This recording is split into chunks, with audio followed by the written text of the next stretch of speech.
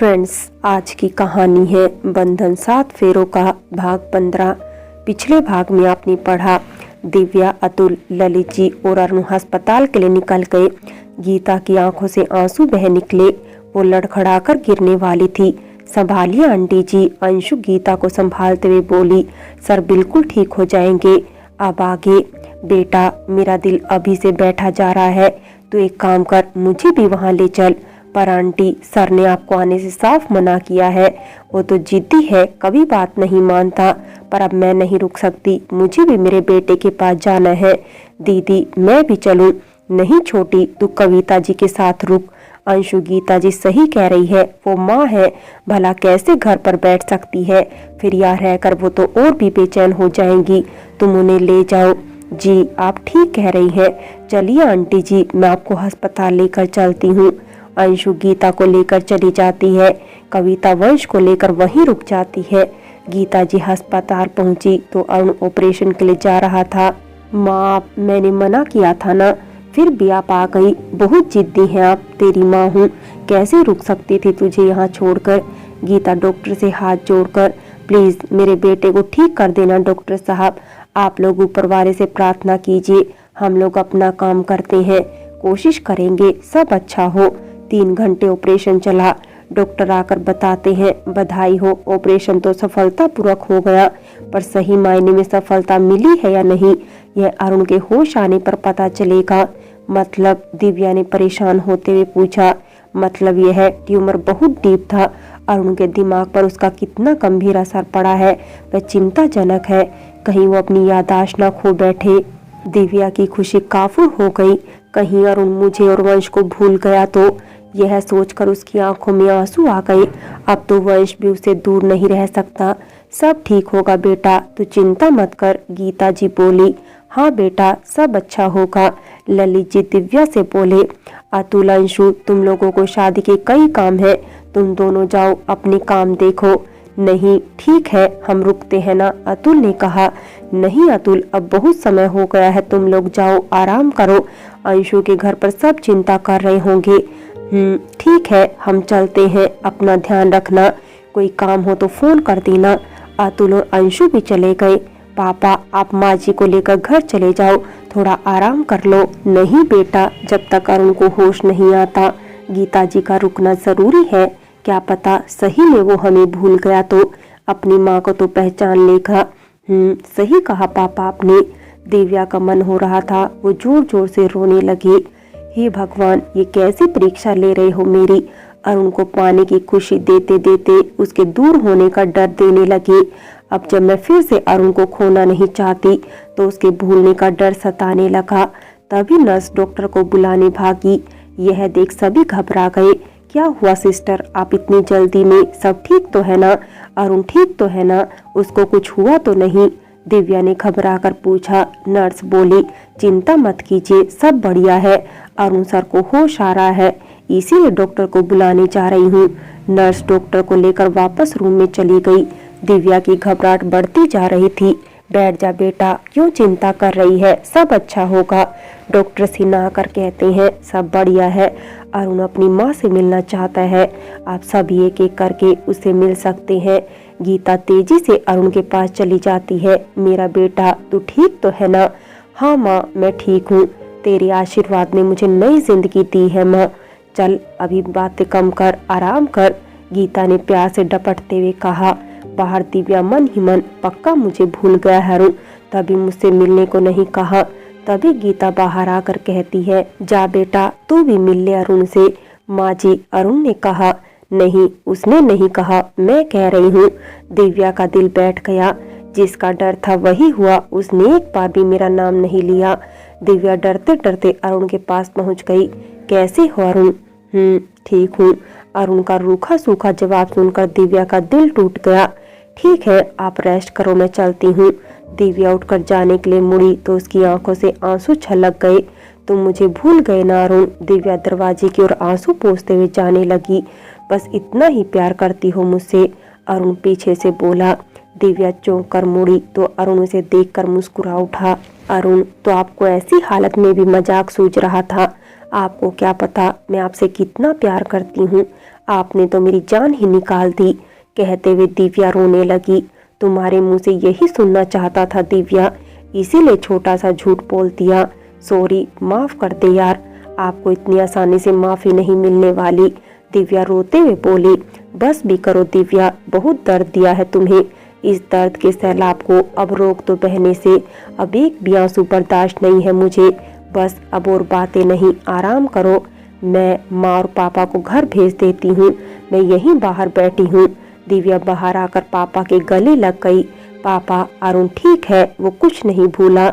यह देख ललित जी समझ गए दिव्या के दिल में क्या है।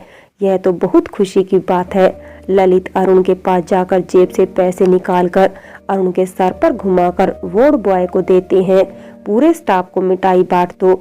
चलिए गीता जी, अब आप भी घर चलिए। दिव्या अरुण की देखभाल में दिन रात एक कर देती है। आज 7 दिन बाद अरुण को छुट्टी मिलने वाली थी। अतुल और चिंटू दोनों अस्पताल में मौजूद थे। वंश घर पर अपने पापा का इंतजार कर रहा था। डॉक्टर से सलाह मशवरा करने के बाद तीनों घर के लिए निकल गए। कविता जी, जरूर आपसे पिछले जन्म का कोई रिश्ता है। इतनी बड़ी विपदा में आप लोगों का साथ और प्यार हमें सहारा देता रहा। नहीं गीता जी, यह ऊपर वाले की मर्जी थी। अरुण इतनी बड़ी तकलीफ से जूझ रहा था, यह उसकी मर्जी थी। तभी तो दिव्या यहाँ आई और समय पर अरुण को इलाज मिला। आज वो ठीक है। सही कहा कविता जी, नहीं तो अरुण इस बीमारी को कभी किसी पर जाहिर नहीं करता। लो, आ गया मेरा बेटा। छोटी आरती की थाली लेकर आ। पापा की आरती मैं उतारूंगा दादी। अभी तू इतना छोटू सा, तू रहने दे। चिंटू ने वंश को छेड़ते हुए कहा। ललित जी ने वंश को गोद में उठा लिया। अब वंश सबसे बड़ा हो गया है। लाओ भाई, वंश को दे दो आरती की थाली। वंश खुश होकर अरुण की आरती उतारने लगता है। गीता ने रीता से अरुण की देखभाल के लिए बात कर ली थी। उन्हें मालूम था दिव्या अरुण के घर आने के बाद यहाँ नहीं रुकेगी। दिव्या, इससे मिलो, यह रीता है, मेरी बेटी ही समझो इसे। इसके कारण आज मैं चल फिर रही हूँ। बहुत सेवा की इसने मेरी।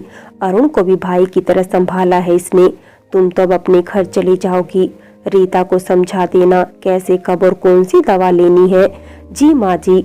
अरुण, अब मुझे चलना चाहिए। दिव्या अरुण से बोली। यहीं रुक जाओ ना दिव्या। अरुण, हम अलग हो चुके हैं, ऐसे में यहाँ रुकना शोभा नहीं देता। तुम अभी भी नाराज हो, मत जाओ ना दिव्या। मुझे फिर से छोड़कर नहीं जाओ, मैं तुम्हारे बिना नहीं रह सकता। तुम चाहते हो मैं यहाँ रुकूं, उसके लिए तुम्हें माँ पापा से अनुमति लेनी होगी। उसके लिए तुम्हें ठीक होना पड़ेगा अरुण। हम बिना शादी के साथ नहीं रह सकते। चलती हूँ। दिव्या चली जाती है। माँ जी, कोई भी जरूरत हो तो फोन करना। 2-3 दिन में बहुत व्यस्त हूँ। अतुल की शादी है, फिर हम लोग मिलने आते हैं। दिव्या और दिव्या की फैमिली अतुल की शादी में व्यस्त हो गए। अतुल अकेला था, इसीलिए ललित ने उसकी शादी की सभी जिम्मेदारी अपने ऊपर ले ली थी। वंश को शादी के फंक्शन देखकर बहुत मजा आया। उसने चिंटू के साथ मिलकर खूब मस्ती की। शादी की मस्ती में वंश अरुण को भूल गया था। अतुल और अंशु विवाह बंधन में बंध गए थे। एक दिन वंश सुबह सुबह जिद करने लगा, मम्मा मुझे पापा के पास जाना है। किसी दिन चलेंगे बेटा, पर मुझे अभी जाना है। अब तो पापा ठीक हो गए होंगे, हम ऐसे नहीं जा सकते बेटा। आपके पापा जब हमें लेने आएंगे तभी हम उनके यहाँ जाएंगे, अभी आप खेलो। दिव्या वंश को बहला फुसलाकर घर भेज देती है। उधर अरुण भी दिव्या के लिए बहुत बेचैन हो रहा था। उसने ललित को बुलाया था। अरुण, क्या हुआ, तुमने मुझे यहाँ अकेले क्यों बुलाया है? पापा, मैं अपने किए पर बहुत शर्मिंदा हूँ। भगवान ने मुझे मेरी गलतियों के लिए माफ कर दिया, इसीलिए मुझे दूसरी जिंदगी दे दी। अब मुझे मेरी जिंदगी सौंपकर मुझे माफ कर दो पापा। मुझे मेरी दिव्या और वंश दे दो। पर बेटा, मैं कौन होता हूँ दिव्या की जिंदगी का फैसला लेने वाला? एक बार फैसला लिया वो गलत साबित हो गया। अब दिव्या जो चाहे जैसा चाहे, हम उसके फैसले में शामिल हैं। चलता हूँ, दिव्या से बात करता हूँ। ललित दिव्या से बात करते हैं। तेरा क्या फैसला है बेटा? पापा, अगर अरुण सम्मान के साथ मुझे अपनी पत्नी बनाकर ले जाए तो मैं उसके घर जाऊंगी। ऐसे वहां बार बार जाना मुझे पसंद नहीं। अभी जाती हूँ तो आसपास के लोग कैसी कैसी नजरों से देखते हैं, मुझसे सहन नहीं होता। आंटी, अब अरुण सर बिल्कुल ठीक है। रीता बोली, अब मेरी जरूरत नहीं, मैं कल से नहीं आऊंगी। अरुण सर को सिर्फ यह दवा और 1 महीने तक लेनी है। रीता चली जाती है। माँ, मैं शादी करना चाहता हूँ। अरुण ने सुबह सुबह गीता को झटका दिया। शादी किससे और क्यों? अभी तो दिव्या वापस आ गई है। दिव्या ने तुझे माफ भी कर दिया है, इतना सुंदर बेटा है तेरा, फिर अचानक ये शादी? गीता ने परेशान होते हुए पूछा। हाँ माँ, दिव्या ने मुझे माफ कर दिया, पर अब वो मेरी पत्नी नहीं है, वो यहाँ नहीं रह सकती। अरुण बोला। गीता ये बात सुनकर बोली, तू सही कह रहा है अरुण, ये मेरे दिमाग से कैसे निकल गया। मैं खुशी में इतना पागल हो गई कि इतनी बड़ी बात भूल गई। मैं अभी कविता जी और ललित जी से बात करती हूँ। दोनों की मंजूरी पाकर शादी की तैयारियां शुरू हो जाती है। अतुल और अंशु शादी की सारी जिम्मेदारी अपने ऊपर ले लेते हैं।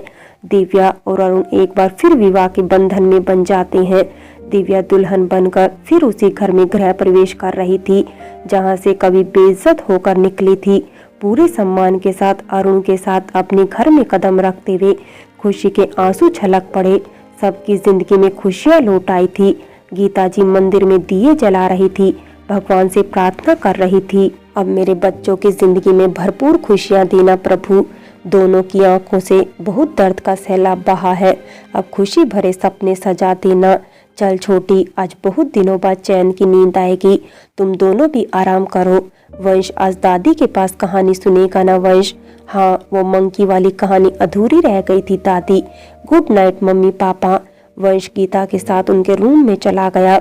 अरुण, अब तो कोई प्रिया हमारे रिश्ते को तबाह नहीं करेगी? दिव्या ने अरुण के गले लगते हुए पूछा। कह नहीं सकता, अरुण उसे छेड़ते हुए बोला।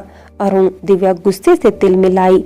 अरे बाबा, मजाक कर रहा हूँ, अब तो मैंने मेरी भी पावर ऑफ अटॉर्नी तुम्हारे हाथ में सौंप दी है दिव्या, यह सब करके मरना थोड़ी ना है मुझे। अरुण हंसते हुए बोला। यह बात तो सही कही अरुण तुमने, अब मैं चुपचाप रोकर नहीं बैठने वाली, तो बच के रहना मुझसे। दोनों इस बात पर खिलखिलाकर हंस पड़े। फ्रेंड्स, बंधन 7 फेरों का कहानी यही समाप्त होती है। और अगर कहानी अच्छी लगी हो तो लाइक करें, शेयर करें और प्यार भरी कहानी चैनल को सब्सक्राइब करें।